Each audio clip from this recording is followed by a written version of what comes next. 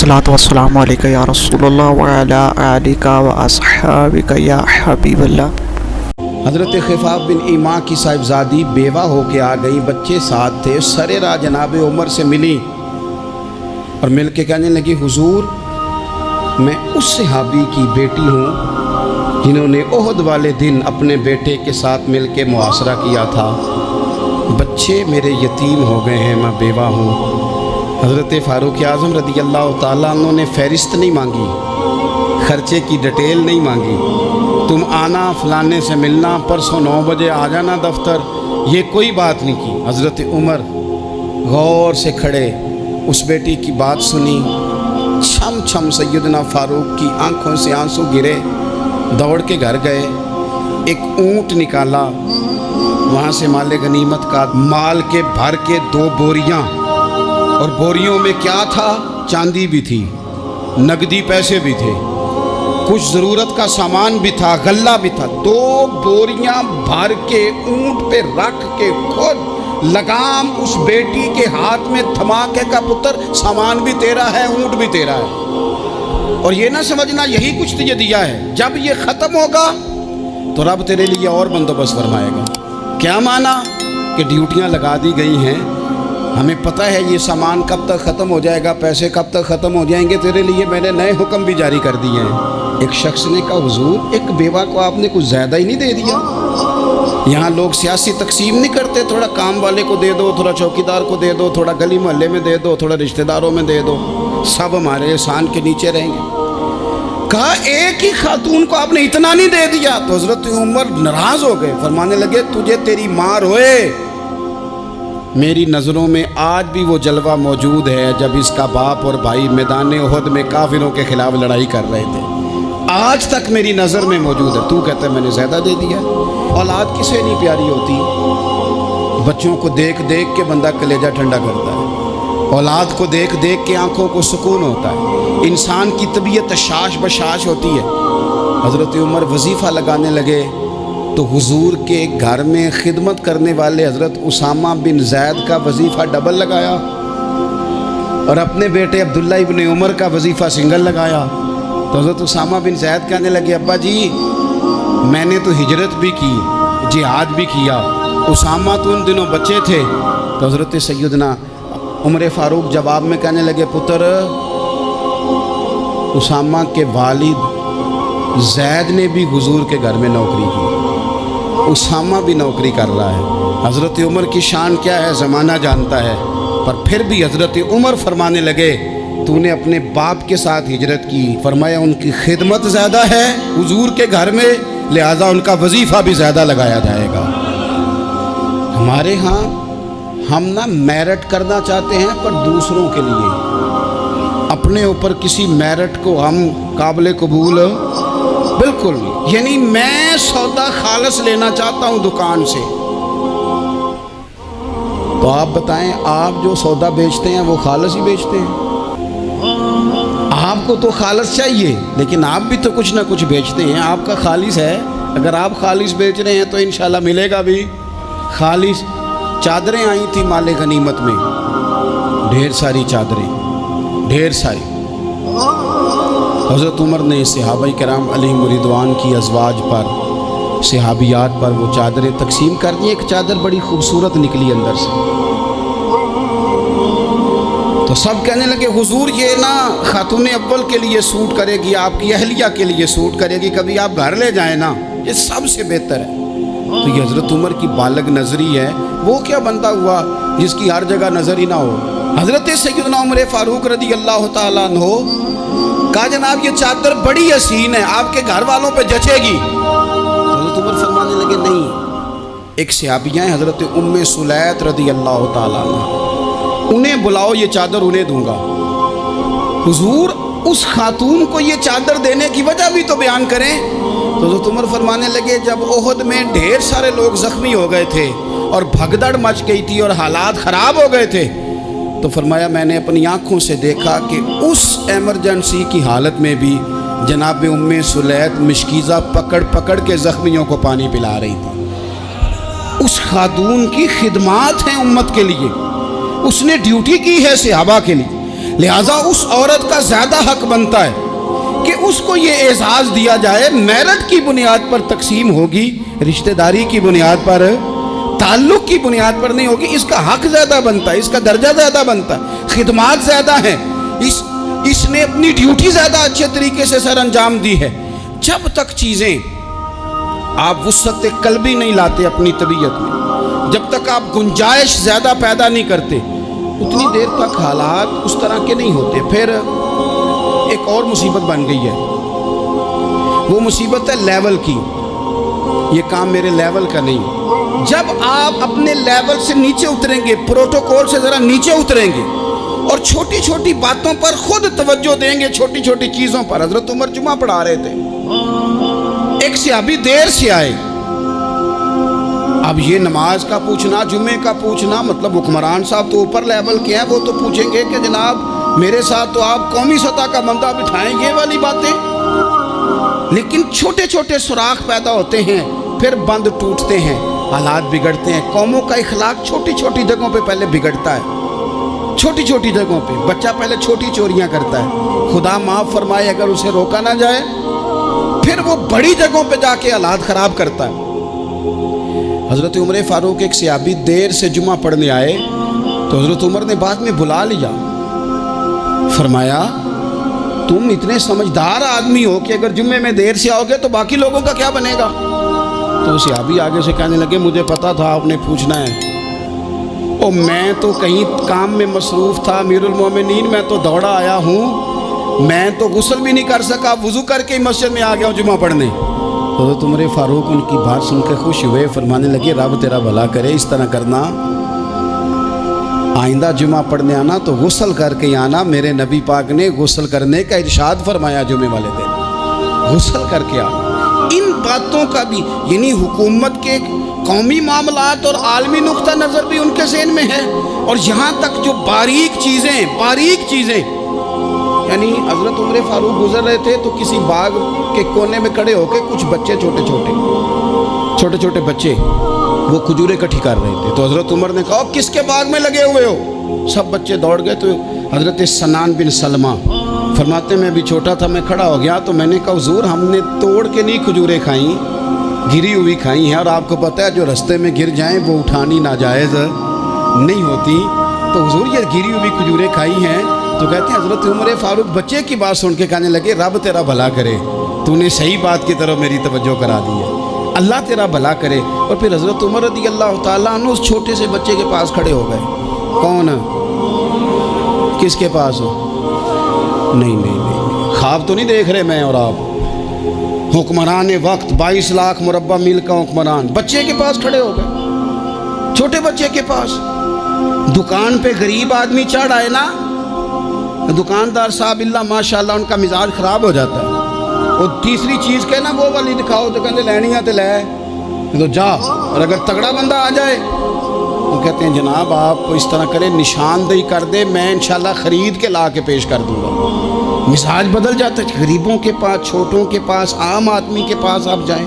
ہمارے حکمرانوں کا غریب آدمی سے گیپ بہت زیادہ ہے, پیروں کا غریب آدمی سے گیپ بہت زیادہ ہے, بڑے علماء کا عام آدمی سے گیپ زیادہ ہے, تاجروں کا عام آدمی سے گیپ زیادہ ہے, شیشے کے بڑے بڑے محلات میں سوسائٹیوں میں بسنے والوں کا غریبوں سے گیپ زیادہ ہے. اس لیے امیر غریب کی تفریق بڑھ گئی ہے, حالات اور طرح کے ہو گئے. بعض غربا امیروں سے نفرت کرنے لگ گئے. ہماری شادی بیاہ تقریبات افطاریاں ان میں ہم اپنے لیول کے لوگ بلاتے ہیں جن سے ہمیں کاروباری ضروریات وابستہ ہوتی ہیں. ہم نے اس طرح کا ماحول بنایا, اس کا نقصان یہ ہوا ہے کہ معاشرے میں کئی قسم کی سوچیں پنپنے لگی ہیں, وسوسے غالب آنے لگے. بعضوں کا تنگ آمد بجنگ آمد, جب غریبوں کے بچے زیادہ تنگ آتے ہیں پھر ہتھیار اٹھاتے ہیں, پھر قلم چھوڑ دیتے ہیں. سوچنے کی ضرورت ہے ملک میں کہ برائی جنم لیتی کہاں سے ہے. یہاں تک اتر کے حضرت عمر فاروق ان لوگوں سے پیار کرتے. اب وہ بچے نے بات سنا دی حضرت سنان بن سلمہ نے, تو جناب عمر فاروق سے بچے نے فٹافٹ ایک اور فرمائش بھی کر دی. کہنے لگا حضور میں نے کھجوریں زیادہ جمع کر لی ہیں, وہ میرے دوست سارے بھاگ گئے ہیں آپ کو دیکھ کے, اب میں جب جاؤں گا نا تو کھجوریں میرے حصے کی ہیں, ہوں میں غریب بچہ, माड़े घर से ताल्लुक है, वो मेरी खजूरें छीन लेंगे। हज़रत उमर के साथ सिपाही भी थे, सारा कुछ भी था। हज़रत उमर ने बच्चे का बाजू पकड़ा, फरमाया चल मैं तुझे तेरे घर छोड़ के आता हूँ। हज़रत उमर उस गरीब के दरवाजे पे दस्तक दे के कहा तेरा पुत्र था, पकड़ के इसलिए लाया हूँ कोई अमीर ज़ादा इस गरीब के बच्चे को तंग ना कर सके। अल्लाह कोई एक भेजना।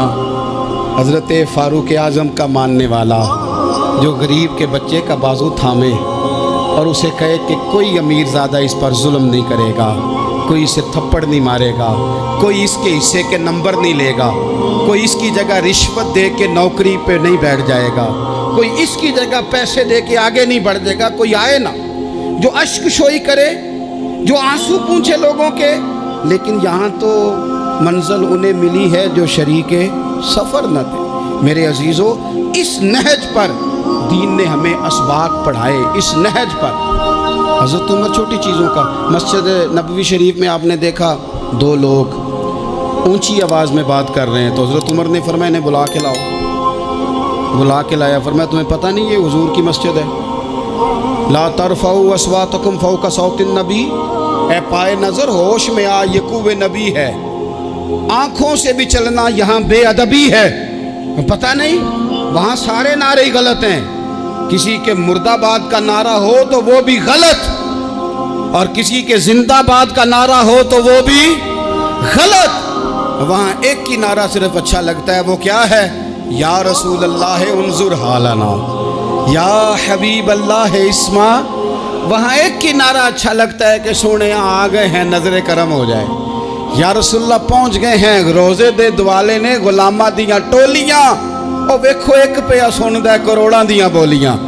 वहाँ यही नारा अच्छा लगता है। लब वाह हैं, आंखें बंद हैं, फैली हैं झोलियाँ, कितनी मज़े की भीख तेरे पाक दर की है। और कुर्बान जाऊँ अपने इमाम पर, उस कलम पे वारी जिससे वो लिखा करते थे। कहने लगे काबे का नाम तक न लिया, तैबा ही कहा। पूछा जो था किसी ने कि अजीमत किधर की है, उनके तुफैल हज भी खुदा ने करा दिए, वरना असले मुराद हाज़री तो उस पाक दर की है।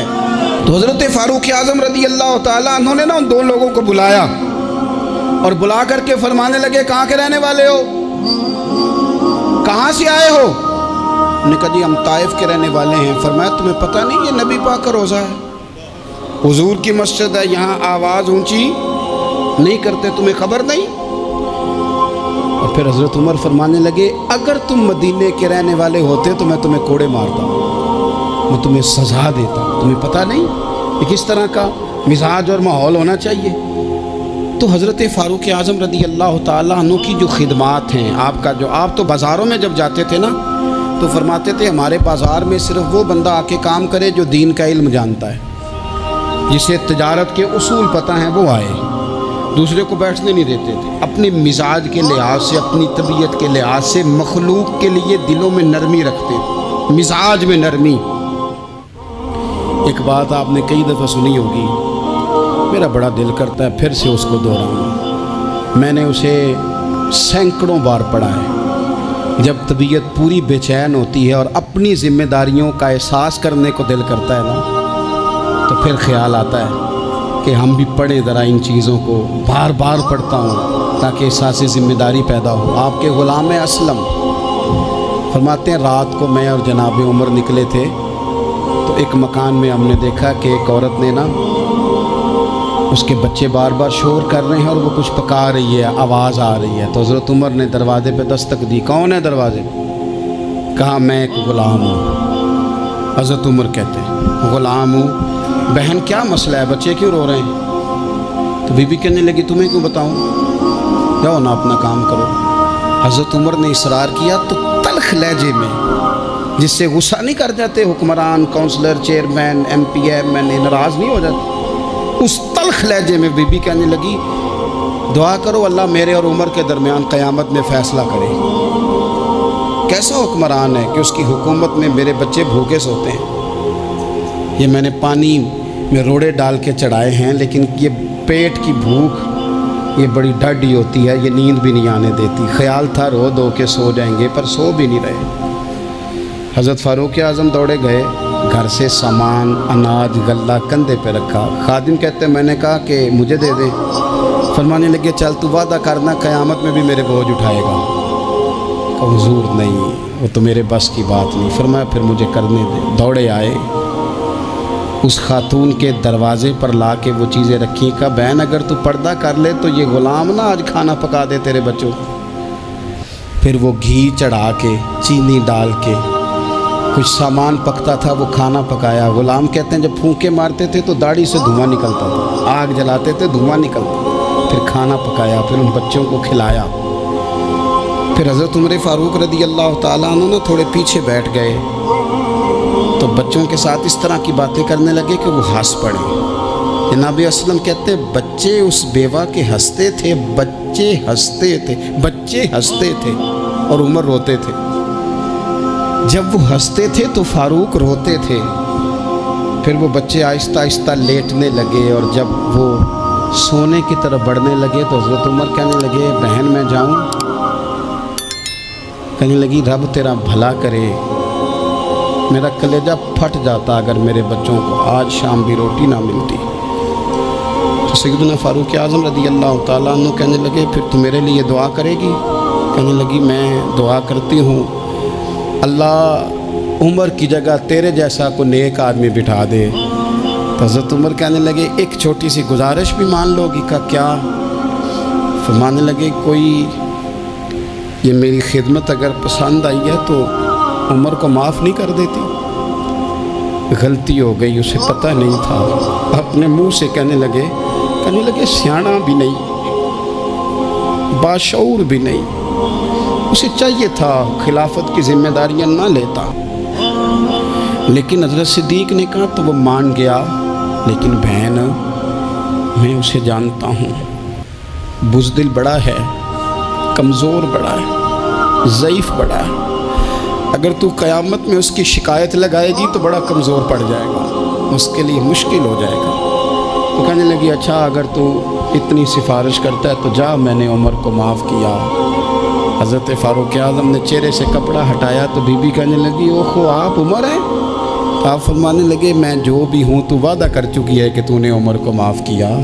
پھر باہر نکلے اور اپنے خادم جناب اسلم سے کہنے لگے 2 بندے اور بلا اور انہیں گواہ بنا کہ میں نے اس غریب کے روتے بچے ہنسائے ہیں، تو جا کے ان کو بتا میں نے وہ ہنسائے ہیں، اس کے بھوکے بچوں کو میں نے روٹی کھلائی ہے، اور تو گواہ ہو جا کہ اس بی بی نے خود کہا ہے بغیر جبر کے، میری گزارش پہ کہا ہے کہ میں نے عمر کو معاف کیا۔ کیوں نہ ہم بھی اپنی اپنی ذمہ داریوں کا احساس کر لیں، کیوں نہ ہم بھی جہاں جہاں ہماری ڈیوٹی ہے ہم بھی وہاں غور کر لیں، کہیں ایسا تو نہیں کہ ہم بھی کمزور پڑ گئے ہیں، ذمہ داری تو لے لی ہے پر اب ہم ادا نہیں کر پا رہے، ورنہ وہاں سے معافی لے لیں۔ اللہ تعالیٰ سیدنا فاروق اعظم کا فیضان عطا کرے۔ آخر دعوانا ان الحمدللہ۔ دوستو ویڈیو اچھی لگے چینل کو سبسکرائب، لائک، کومنٹ اور شیئر کرنا نہ بھولیے گا۔ جزاک اللہ۔